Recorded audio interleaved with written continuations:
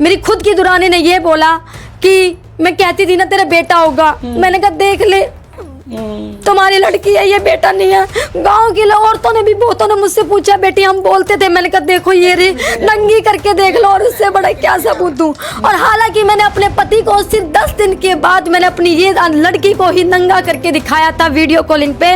वो हालांकि उसकी बहनें जो मौसी की लड़कियां हैं बहुत ऐसे मैसेज चैट करती हैं, ये जिसका है, ये किस यार का है। मैंने स्टेटस पे लगाए थे उसकी भाभियों के फोटो कि ये अनिल की नाजायज पत्नियां हैं, गुस्से में लगाए थे, मैं झूठ नहीं बोलती। तो जी आपने भी बहुत प्रयास करे हैं इनका घर भाई सुख शांति से बच जावे।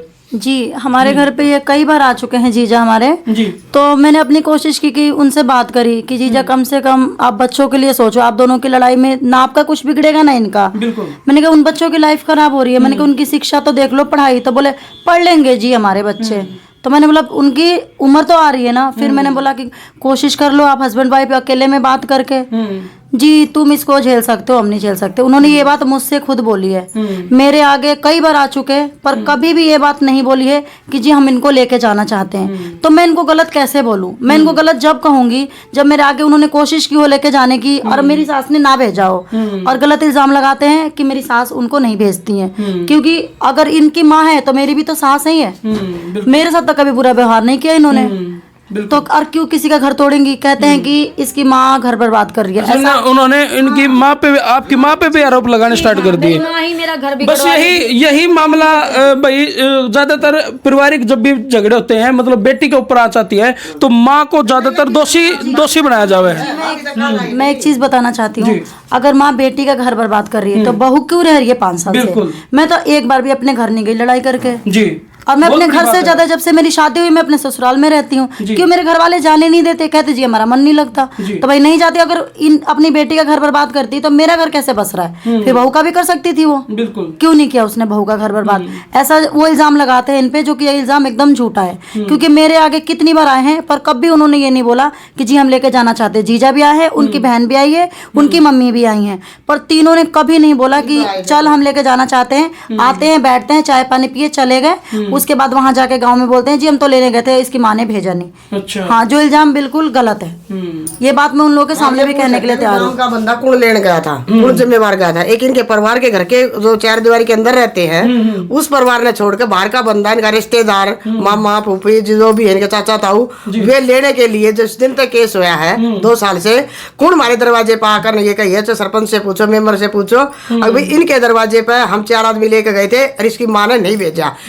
जो आदमी में तो ये बात कह देगा हम 4 आदमी गए थे और इसकी माँ ने मना कर दी, तो जो भी सजा दे वो देने तैयार हूँ।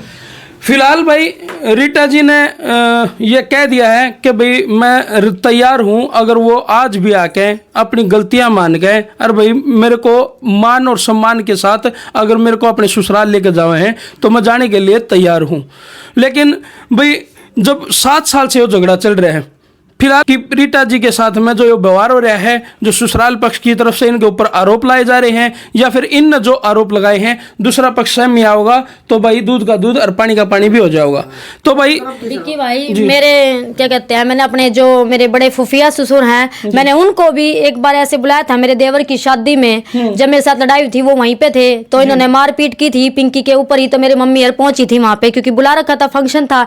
जैसे ही पहुंचे थे तो मेरे फुफसरे ने ये बात बोली थी, कोई बात नहीं बेटा, अब हम इस गलती पर पर्दा डालते हैं, आगे ये ऐसे गलती नहीं होगी। हालांकि मैंने अनिल की और किससे बात करते हुए भी मैंने ये रिकॉर्डिंग सुनाई थी मेरे फुफिया ससुर को, जिनका नाम है जोगी राम, लॉकडाउन 2020 की हैं। ठीक है जी, मैंने अपने फुफिया ससुर को भी, अपनी नंद को भी, सबको सुनाया था। लेकिन उस घर में कोई भी ऐसा नहीं है। सबसे पहली बात तो यह, मेरी सास किसी की नहीं सुनती, क्योंकि वो ही नहीं चाहती कि उसकी बहू बेटे और पोते घर में आए। अगर वो चाहती तो ऐसा नहीं होता कि मेरा घर नहीं बसता। कोई भी इंसान अपने बच्चा, तो सास की बहू की गलती हो या बेटे की, जिसकी भी गलती होती, अगर वो एक चाटा मार कर भी अपनी बहू को भी समझाती तो भी बहू रहने के लिए तैयार थी।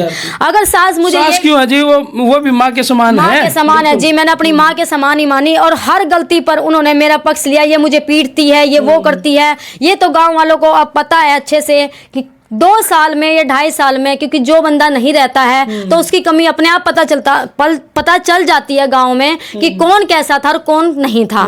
ठीक है, हालांकि मैंने अपनी सास पर आज तक एक हाथ तक क्या उठाने की बात है, मैंने उनको काम तक नहीं बता रखा। जो मेरा फर्ज था मैंने निभाया, लेकिन उनका जो फर्ज था उन्होंने कभी नहीं निभाया कि चल बेटी मेरे बेटे की गलती है लेकिन तू मेरे साथ खड़ी हो।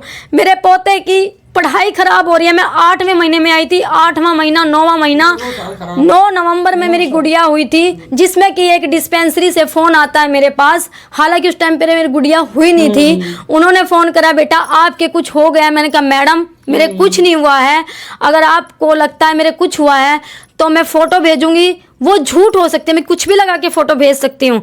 हालांकि आप वीडियो कॉलिंग किए, उस टाइम मैंने अपना पेट उघाड़ कर ये दिखाया था कि मेरे अभी कोई बच्चा नहीं हुआ है, ना बेटा हुआ है ना बेटी हुई है। उसके भी सबूत देने पड़े आपने?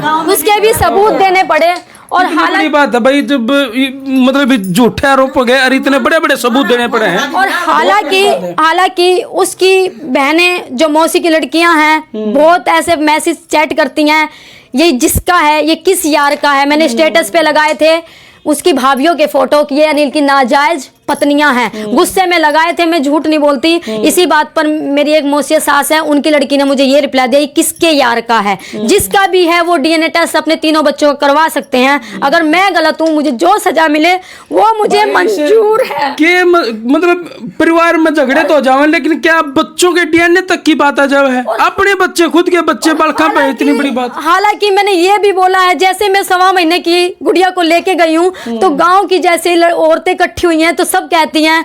मेरी खुद की दुरानी ने ये बोला कि मैं कहती थी ना तेरा बेटा होगा, मैंने कहा देख ले तुम्हारी लड़की है, ये बेटा नहीं है। गांव की औरतों ने भी बहुतों ने मुझसे पूछा बेटी हम बोलते थे, मैंने कहा देखो ये रे नंगी करके देख लो, और उससे बड़ा क्या सबूत दूं। और हालांकि मैंने अपने पति को सिर्फ 10 दिन के बाद मैंने अपनी ये लड़की को ही नंगा करके दिखाया था वीडियो कॉलिंग पे। वो चैट, वो स्क्रीनशॉट भी है, वो ऐसे हंस रहा है और मेरी आंखों में आंसू है, क्योंकि जिस टाइम पे मेरा जापा निकला था, मेरे बड़े बेटे की बरा भी मेरे साथ बहुत लड़ाइयाँ हुई थी, छोटे की बराबर भी।